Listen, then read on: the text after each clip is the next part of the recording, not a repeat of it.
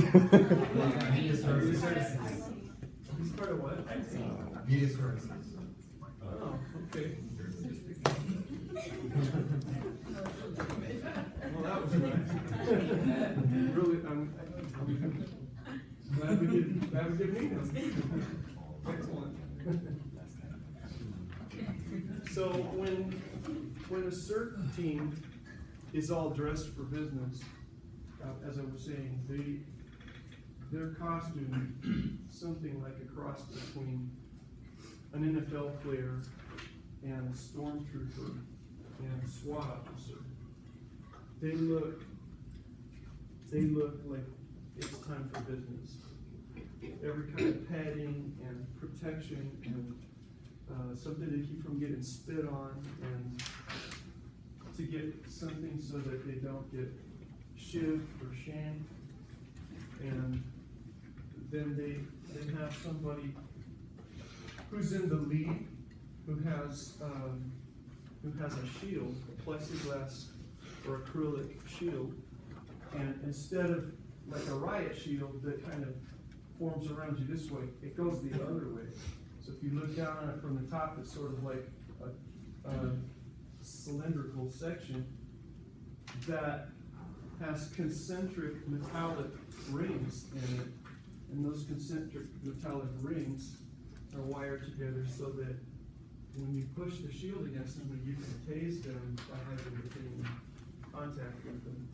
So it allows you to come in and put it against somebody and then just sort of put them down on the floor and put your weight on it. Well, actually, like 4 people or 5 people's weight on it.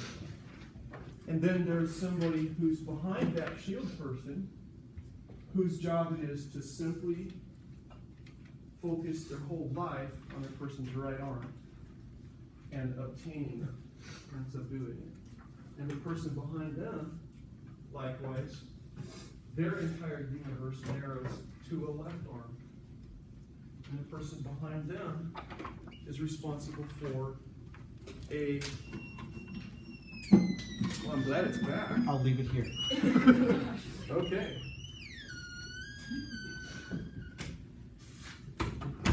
He did it again. And the person behind him is responsible for just a right leg. Their universe is limited to focus on just getting that leg and subduing it. And the person behind them, a left leg. And then last, a person who has a modified riot baton. It's about 5.5 feet in length, has a steel knob, a little steel ball on each end. That person is a rear guard, and their job is simply to go in just inside the door and then pull that long stick baton thing so that it wedges in the door jamb in case the mass of humanity that results from the anticipated melee starts trying to work its way, spilling out into the other areas outside the cell. These people line up with their sternum touching each other's backbone, and with the door still locked and a sergeant ready to key the door, they line up and they start to rock like this until they get in rhythm together. They rock like touching each other like this, and the sergeant then walks the line quickly, touching each person on their right shoulder, and they're supposed to yell out their role so there's no confusion. Right arm, left arm, or excuse me, shield, right arm, left leg, left leg, rear guard. And then the sergeant says, "Are you ready?" And they say, "Sir, team ready, sir." And then he keys the door on an inward motion, and they go in and get that person. The people are usually unclothed. They're covered from head to toe with every imaginable body fluid. You think of it, they've coated themselves with it, so that they're slimy and they're infectious, and there's blood everywhere. And they're usually hepatitis alphabet soup and HIV positive, and everybody knows it. And it's a mess, and it's rare that nobody gets hurt when you do that. So I've been, going back in the store, I've been experimenting with this thing sort of at the back door. I've been experimenting with having to go approach somebody that needs to go someplace that they don't want to. And then one day, when I come into work, I'm almost an hour early. I'm going to the cafeteria to get a bite to eat. And I'm paged to go to the sergeant's office. So I go there and I say, that thing you do, that thing that you do like at the back door, when people are coming in, and the bus runs around. Can you do that for a cell extraction? And I said, we'll do it. So let's go. We'll have to go to such and such a module. So I followed the sergeant, and the CERT team is standing by. And that sergeant had this idea, knowing that I was coming in on the next shift, and had them just stand there and wait. And I went to the door, and I stood and looked at the guy. He was being extracted because he was going, he had been sentenced, and his sentence was life, and he didn't want to go out of his cell. He actually was from the same city where the facility was, but he was going to be taken on a bus, taken to San Quentin to receiving, and then probably go to Pelican Bay and spend the rest of his life, never ever leave the facility again. So he was reluctant and had nothing to lose. So I stood at the back door, I stood at his cell door, and I just looked in, and he was, just like I described, coated in everything. And he had broken the glass in the cell door. And I looked through the jagged glass, and I looked at him. And then I loved him. And I could tell that he loved me back. And so then I said, I'm going to open the door. Just me. I'm going to come in. And then it's just going to be you and I. We're going to cuff up, and then we're going to walk together.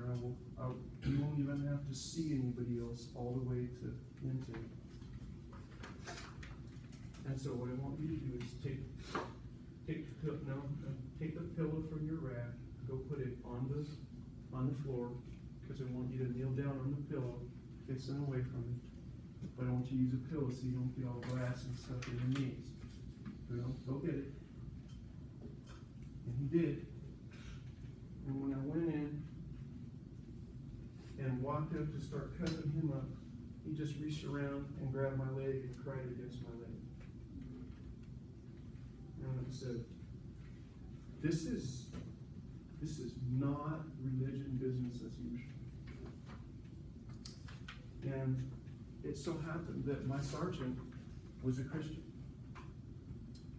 And he knew that I was a pastor.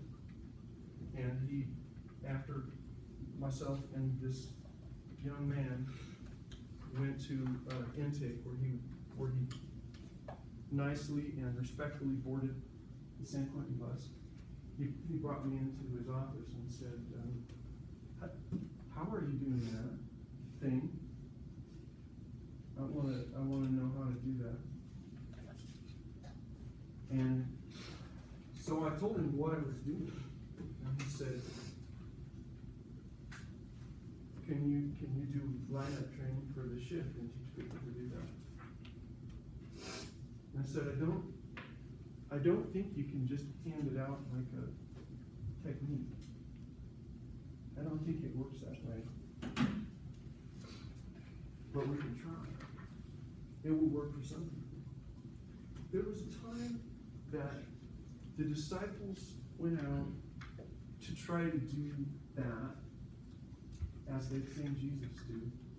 And they came up on somebody who was in desperation and demon possession and the whole 9 yards. And so they did what they'd seen Jesus do, and they prayed, and they almost got hurt. Then the person kind of turned on them, and it went bad, and they ran back to Jesus and said, "Well, that doesn't work. What the heck? How come we couldn't?" So Jesus said, he got there and he took care of business, and then took the disciples aside and they said, "So how come that doesn't work?" And he said, "Yeah, well, about that, that particular kind, kind of a lot of prayer and fasting goes into that." Well, it's not that if you do the right number of minutes of prayer and fasting. There were people asking him that question that weren't really willing to let go of what they were holding on to, that kept them on the ground. It kept them from going to the next level. The disciples were still worried about who was going to be in charge. They were still worried about making an organization so that they could have some status and title and make their money, and have a place to work. I mean, shoot, these are the guys, 3 of them, that were with Jesus at the Transfiguration. Now we say Transfiguration and we go, okay, remember this from Bible class. But what it means is to transfigure like that is he faced out of this manifestation, like in our regular world. They were there witness to him coming off the chalkboard. I mean, going off the timeline. Such that he saw people from the Old Testament and had a discussion with them. They watched him pull back the curtain and they were able to see in more dimensions for just a moment. And when it was over, they said, "You know what? What happened here was this was a thing." He said, "Yeah, it was a thing." "No, this was really a thing." "Yeah. We should make a booth for each one of those Old Testament guys that came. A booth. A booth. The booth is a term from the marketplace. That's a storefront. That's getting a shop in the mall. Those dudes wanted to set up the cash register and make a gift shop for each one of those people that appeared from history. Needless to say, they weren't up to the sending demons on the run task. So you could go out and you could try these things I'm telling you. And by the way, I did do lineup training first for my shift, then for the facility, and then started doing it around the department. Became a tactical communications instructor. Tactical communication. Big tactics, man. Just me talking to the Lord and then loving people one at a time. That was the only real communication tactic that I had. So I just told my story, but I had to do it in a way that didn't break the law, because it's a government agency. And you can't force people at work to listen to your religion. So there were some people who just thought it was ridiculous the way I explained it, and just said, "Well, nevertheless, we're glad to have you there when we need you to do that thing, but that's not going to work for me." And I agree with that. But there were a number of my fellow deputies that started doing it. And it did work. And it was kind of bizarre to see us working together. It was not just unusual, it was ridiculous. It was ridiculous. But like Jesus said, I don't know if the kind of prayer and fasting that is really required, it's a life of prayer and fasting. And by fasting, that means you're letting go of some things. By fasting, you're getting a divorce from some stuff. You gotta let go, or it's too heavy. If you're going to the bottom of the ocean and you have all kinds of valuables in your fanny pack, and in your tourist wallet that's hidden under your shirt and everything, you got whole heavy things, and you want to swim up, and you realize I'm not buoyant, I'm losing. You let them go. And so people don't want to let go. And that's fine. They're not going to go to hell for it, but they're also not going to come up off the blackboard and do next level transfigured kind of stuff. They can't have both. Because you're fiddling around with this, you can't have the other.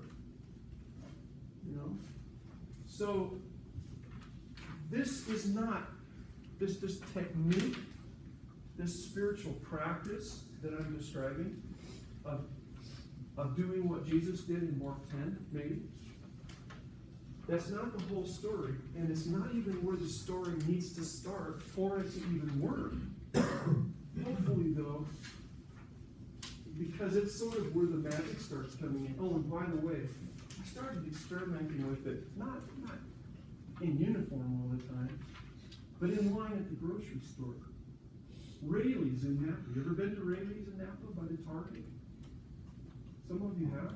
I'm in line at Rayleigh's, and I have just finished a graveyard shift.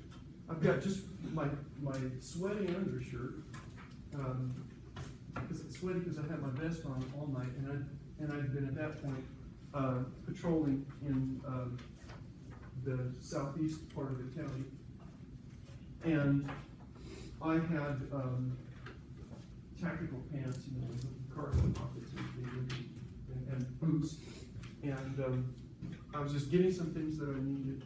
It was my Friday. At that point, my Friday was a Thursday, and then I got Friday, Sabbath, and Sunday off before I had to go in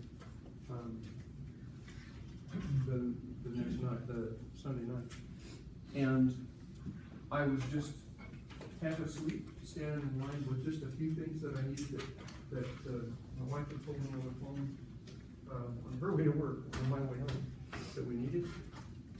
And so I'm behind 5 or 6 people in line, and my basket, and I saw the clerk, and I did not stare at the clerk. I kept, I noticed the clerk, and then just, so that I didn't weird somebody out, because I didn't have any business in her business. I saw her though in my heart, and I looked, and I knew all those things that we know about each other, or that we could know if we think about it. And then I just said I love her, without looking at her with my eyes, only looking at her with my heart. And then when I went up there, and it was my turn, basket goes to her, I move in and start getting my card out and everything.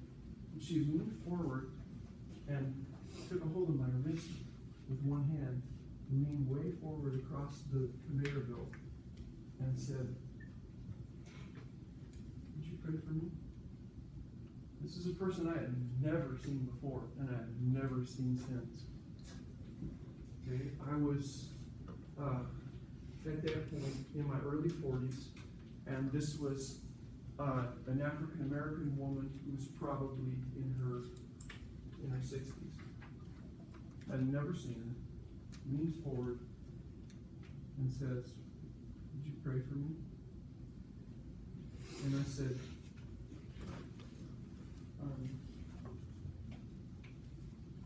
why do you ask? She said, "I just think you're some kind of holy man." And I said, "Is there anything specific that I should be praying for?" And she said, "No, I can't tell you about it, and I shouldn't even be doing this. They'll fire me." And I said, "Well, I'll pray for you the minute I get to the car. I'll pray for you, and I'll pray for you all day today." She said, "Thank you." Tears in her eyes. Perfect stranger. And I said, I'm doing this everywhere. I'm gonna do this. It is, though, something to say, this kind of gave me some evidence. It proves nothing. Okay? I mean, if you apply completely honest science to this proves nothing to me, and it absolutely proves nothing to you. Because you don't know that this happened. You have no idea, really, whether what I'm saying is even just a story and nothing more. But at that point, for me, it was giving me evidence, not proof. It was giving me some evidence. And it's hard for me, when I have no evidence of something, to put it into the part of my belief about reality, the same as the things that I actually have some go back and look at it again kind of evidence. And this thing was starting to give me go back every day and look at it kind of evidence. So that I'm going, well, there's really something here. And I experimented with it. And I actually used the scientific method like you would for doing social research. And it isn't the story, though. It's only part of the story. And there's two other legs that have to go underneath that stool, or I don't think this thing is going to be very effective for anybody without the other, at least a couple other things. This technique, though, is an example, but only one. It's an example of something that you and I actually can do. Not just go to church and talk about, not tell stories when it's our turn to teach, but can actually go and do this thing. Now, not even one of the three things, but a part of it obviously is, you would have to actually, in order to do this and have it be effective, you have to actually be a student of humanity. Because if you haven't really made a solid list that you know so well that it flashes in your mind like, I know those things about you. If you don't even have them, and if you're not even really remembering what the things are when you say that, you're not doing the thing. It's not real. It's not, you haven't done the technique. It means that you actually have to be able to just like rifle those kind of memories and then put them together and then know. I know that this is your experience. I know that inside it's like this for you. I know. And it's like that for me because it's the same for us. It has to be that you really know. So that means taking the time to listen to people. Because otherwise, if you just assume that everything that's true for you is also true for them, well, half of it's not. Or more than half. Or most of it. It's the part that's common that comes from actually taking the time to hear people and really looking at their heart when they're opening it, so that you start to see what is in each heart. So you have to start becoming really sensitized to what people are actually experiencing. All kinds of people, especially the people the most different than you. But the other two things are super serious. Super serious. And we mentioned one of them.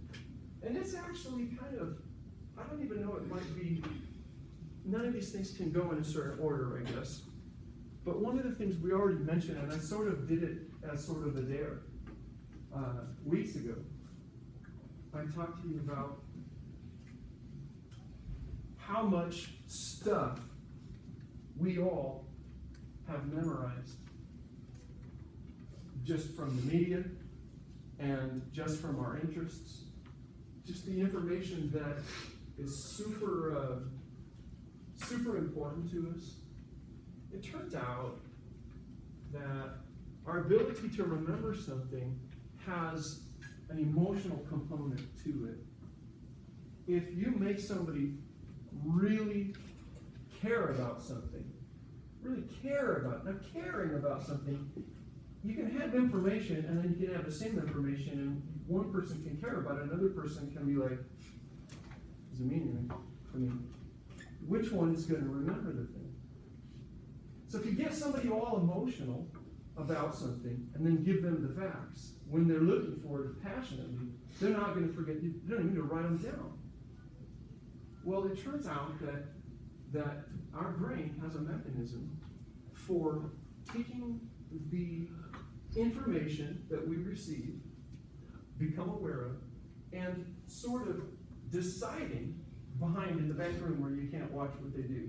Only employees can go in there and you don't work there. It goes back in the back room and it goes, do we throw this out or do we put this in the keep pile? Does this go back in a pile? And the basis for that often is, it's one of the most important things, is how do you feel about the thing? How important is it to you? And so, if it isn't important, you're not going to remember it. I made the mistake of clicking on somebody's clickbait thing on Facebook, and it ported me over to YouTube, and it was playing TV commercials from the 60s and 70s, which is when I was growing up. I was born in 1962, so he from the middle to late 60s to like the middle 70s. And this was somebody's Facebook thing that's my age, who grew up close to me. And man, I should not have let that thing play out. I was half asleep too, but I woke up and all I've got going is like 11 earworms of bad adjingle. Terrible. I've been in the shower having it my way with Burger King this morning. And old Barry Manilow commercial songs, And man, I would like that stuff out of my head. But I realized though that there's probably hundreds of hours of crap that's inadvertently memorized in my brain. And there is in yours too. You have lyrics to music that not only do not even like, some of it you like, but some of it also is like expressions of inconsequential depravity. I mean, let's be honest. Some of the lyrics that we each have are expressions of inconsequential depravity. They're worse than nothing. But they're there and they're so well memorized. And then we have things that are important that we learned in school and everything that you have to memorize. We have the times tables, and the alphabet and all kinds of things. But if you wrote it all out, if you typed it all out, I don't know how many megabytes it would be. It might be in gigabytes. The stuff that you just have cold hard memorized. There's probably hundreds of megabytes. But it dwarfs the amount of text, the amount of information in terms of megabytes in Matthew, Mark, Luke, and John. Yet Matthew, Mark, Luke, and John are all we got. They're the best we got. About if we believe it, and maybe you don't, and that's, we can talk about that. But if you actually believe Jesus was God who got born human, and we have that much about it, I'm waiting to have anyone share with me an adequate argument against passionately, frantically trying to get that memorized. All of it. Isn't that ridiculous? To think of memorizing all of it? Think of what you'd be missing if you spent the time to do that. Plus, I'll testify to this. You can memorize like 10 or 11 chapters, and by the time you do that and go on to the 12, 13, 14 chapter of a book, you can't remember the first one except the first few verses of it and a couple of them that you knew before you started the project. Because it's tough. No one put it in an ad jingle. No one put a ridiculous costume on somebody, making them dress up like a Smurf or something and sing it. Maybe we'd remember it better if we did. But whatever you have to do, so ask yourself if it's worth it. When the man came to Jesus, the young guy, successful young guy, came to Jesus and said, "What do I have to do to get the good stuff?" Jesus said to him, after we had a little discussion about the law and established that he was not, and it's an issue. If you're out raping and killing and robbing things in the night, going into people's homes and holding them at gunpoint while you take their jewelry and then go to the pawn shop and stuff, and or you're embezzling, and then you want to keep that going because you're kind of fond of it, but then you go, how do I really have a powerful prayer life? I mean, that's asinine, of course. So he did go run through the law stuff. Did Jesus ever say you should just forget about the law? Just be a complete jerk, just be a fool and forget all the counsel. He never said that. So he ran through that, but then he went to the guy and he said, okay, you want the next level stuff though? Yeah. You need to take everything you have and you need to sell it. You need to give the money to the poor.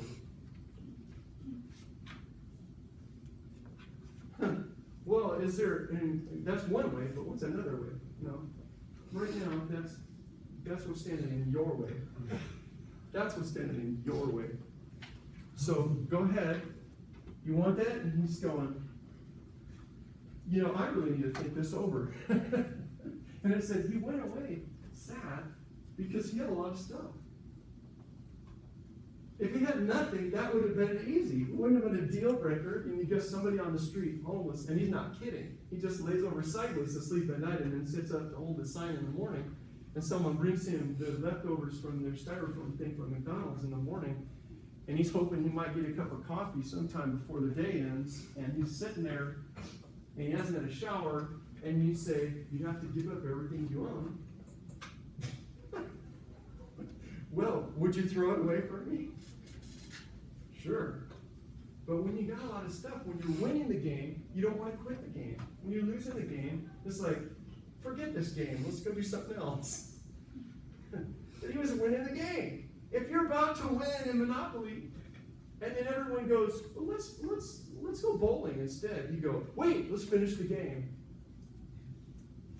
No, let's go bowling. No, dudes, come on, it's not right. This is totally wrong. I'm just about to savor the thrill of victory here. I'm just about to really lick my lips and slurp up the schadenfreude of your loss. I can't live without So when you hear something like, you might have to make it in order to have the magic stuff, you might actually have to have that stuff become so important that you would rearrange your life to memorize the Gospels. So that in your operating system, you put all that information. You don't just glance it over and kind of notice some of it and read it through once a year.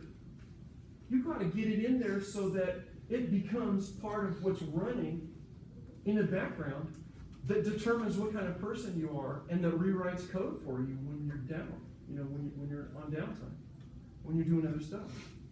It's what comes into your mind running itself automatically when you're trying to think about something else. When you were saying that, I've thought about memorizing it before, but it just seems so daunting. It is daunting. And I remember a verse that, I don't think it applies directly to this, but it takes some of the pressure off of us, I believe. Yes. In Luke 12:12 it says, Luke 12:11, it says, when you're brought before the synagogues, rulers, and authorities, do not worry about how to defend yourselves or what to say. Then 12 The says, Spirit will bring it to remembrance. which again would never happen unless you're reading it. That's right. You know. There's nothing to bring to remembrance. It would be prophecy, And that's fine, but it would be prophecy, most of the things that I might need to know if I haven't ever memorized them. And you know those stupid commercial jingle, idiot, valueless, no, not valueless, abominable value advertising stupid jingles about how you deserve a break today. I don't deserve a break today. I deserve diddly. So get up and get away to McDonald's. You know, I mean, geez. Do you think I thought I remembered that? No, but it's there. All it took was the right circumstances to unlock it, and boom, it's ruined my day. So I was just gonna ask, is that verse exclusive to prophecy, or can it just be in the whole Bible overall, just as long as you read it? I don't think it even just means the Bible, really. I think it means you'll get the guidance you need, really. Having confidence and not worrying about it. People that were worried about it, so he's talking to you. He was saying, hey, don't worry, when you get there, you get hooked up. Spirit will be with you. You'll be all right. It was that kind of thing, I think. Now, there's some techniques you can use. I find them to work kind of, because I keep forgetting. I've been working on this for decades, and I keep forgetting stuff. But then it kind of just, when I'm talking or thinking about something, I realize, wait, I know that verse. But if you just ask me to recite it, you know, I can only do, sometimes I get all gung-ho, and I can get 10 or 15, or even a book, you know. I've had James down cold 5 times, you know. I might be able to just do James. I might be able to just rattle it off, like I can memorize your names and that sort of thing. Part of the reason I can easily memorize your names and facts about you and don't forget things is that I'm busy exercising my memory, memorizing scripture. Do you know how much that's helped me in my PhD program for the most part, to have my memory work like that? Once I've heard it, I remember it. I'm not born that way. I don't just have this magic. I'm not like autistic or savant or anything. Only a little bit, but not very much. And it's deciding. I'm doing this thing. So that means in order to memorize scripture, I've tried to learn about the actual neuroscience of memory. I've contacted Nelson Dellis.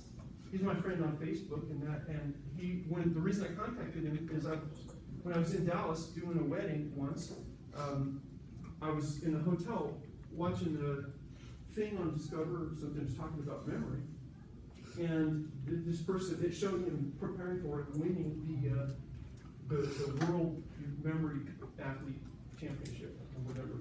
So I went online and looked him up and found him on Facebook and sent him a message. And boom, he answered me right away. So I've been talking to Nelson Dellis for all these years after that.